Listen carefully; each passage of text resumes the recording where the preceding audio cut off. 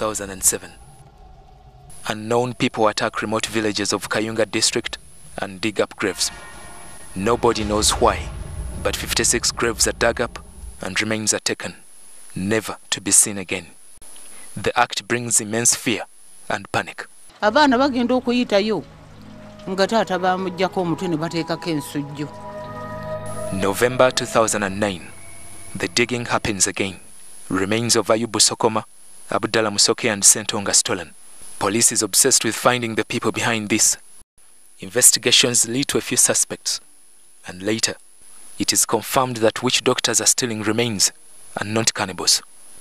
Many residents were gripped with fear at the prospect of being eaten alive or after death. Era kintiisa nnyo kubanga mmanya nti nange kati tannaafa ne banziika bajja kunziikula. The Kayunga grave vandalism is probably one of the puzzles that had police and the public mystified. Digging graves is known to be synonymous with cannibals, but even then, cannibalism tales sound like falsehoods because of their rarity. 4 years later since the last grave digging in Kayunga, something scary strikes again in a remote village of Chachirugu in Ichalulangira sub-county, Rakai district. And this time, all evidence points to cannibalism. A woman called Peace Chomukama and her 1-year-old son Kamunini are butchered and allegedly eaten.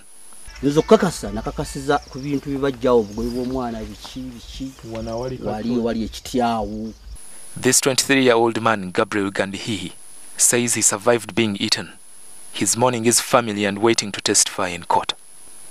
Gandihihi's narration of what happened to his family in the night of March 23rd is very horrifying. The only remains he saw of his wife and child were the gut and hair, which police dug up from a banana plantation. As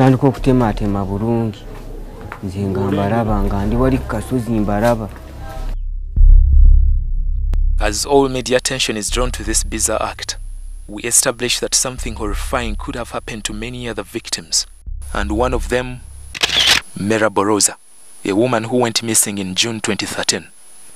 Merabo, according to her mother Nora Nakaima and her sister Florence Mukisa, who left Chigumba and went to visit her children in Kasasa, Masaka. She stayed in Kasasa for 2 weeks and set off to return to Chigumba. She was last seen in Chibale, a small town in Rakai that neighbors Chachirugu, Kangombe, Chakasenene and Chigumba, villages where it is alleged acts of cannibalism exist to date. Bwe twakuba yesimu ne batugamba yakoze eki yazze. Era ne twongera okuba essimu ne tubuuliriza. Ne mbuuzaako mulamu wange w'ekyotera ne mugamba naye gwali aliyeyo ekyotera toyinza kulabayo Merabo.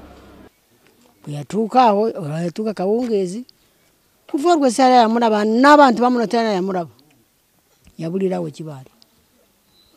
A source that leaked a confession by a suspect who was interrogated at Masaka police confirmed to Merabo's family what the suspect said.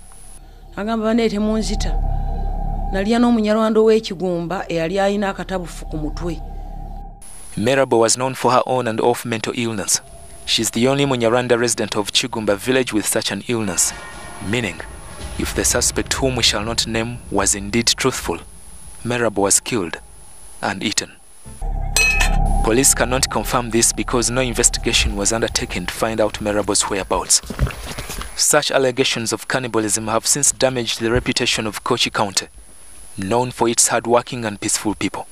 So I might say that these things were imported even, but not that originally that Kochi, we are the money eaters. No. We are not cannibals.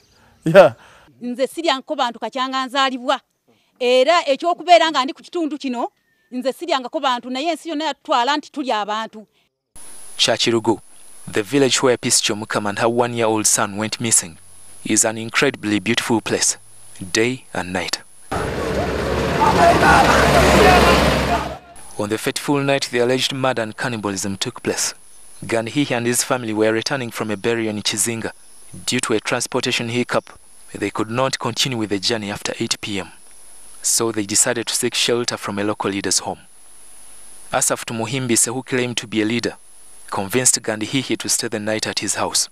Yasanga twayibasedda kuba sawa 8 twatumaze n'okusimuka kwe kugamba omukyala we nti gwe omukyala oli musiru oba tolina amagezi osobola otya okwalira omusajja n'omwana ne maama w'omwana ku mufarasi gw'abagenyi taagufukire n'agamba genda nga wali nga kutooya awo osalewo tusanje otuleeta otuteekewo ne mabbali w'omufarasi oyalirewo omwana tafukira mu mufarasi gw'abagenyi.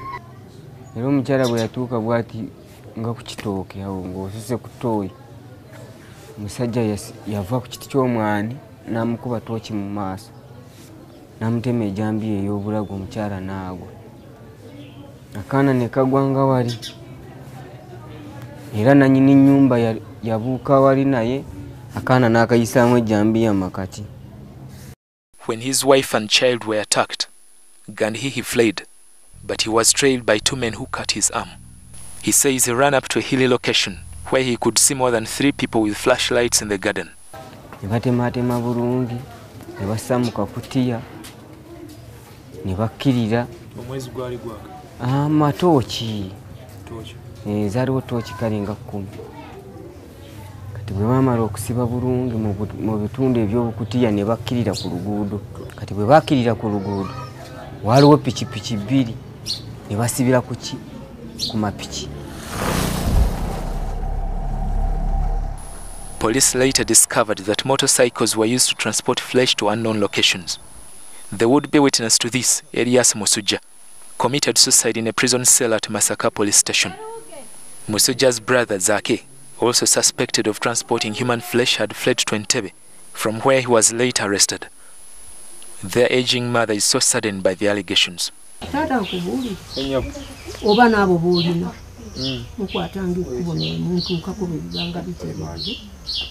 Kale yesi ebintu bino abantu babyogera mu byalo naye birinamu emitima egifutu obutaagaliza muntu. Oli muntu bw'afuna ekintu batandika okugamba nti gundi ono alina bwekiti, gundi ono alina bwekiti, gundi ono akola bwekiti. Without this key suspect, Musuja, there are questions that remain unanswered. Who buys human flesh? Do they eat it? How much does it cost, and how big is this racket of cannibals? Kale abaseza abo bali abantu. Naye kikulu Olabikanga atabikkiriza oyogera obibuuza kuusa. Abaseza abo bali abantu. Naye kikulu engeri balyamu abantu. Kati mu kitundu muno badde tebannakwatamu bakwata batambuza baveeyo wala. Abantu be bamanyi bamanyiddwa. Badde tebatulya naye ng'ebyalo bino tebyeraliikirira. Humans butchered, cooked and eaten is such a bizarre act that humans have been witnessing for years, according to archaeological researchers. In Africa, and Uganda in particular, cannibalism has been related to evil spirits that haunt particular families for ages. Some legendary tales have it that some people are initiated into cannibalism. Behind here is a house that belongs to a man called Mpoza. Mpoza is on remand as we talk. He was the chief of laity of Kangombe parish. There are exhibits that were got from this house, which we are told was used as an initiation center or place for those who've just joined cannibalism. And police is still coming around to look for more evidence, including human bones, like these ones, which they think belong to humans. There are even more. You can see. So these are going to be taken by police, and they'll be given to a government chemist to sample and be able to tell whether they're human bones or not.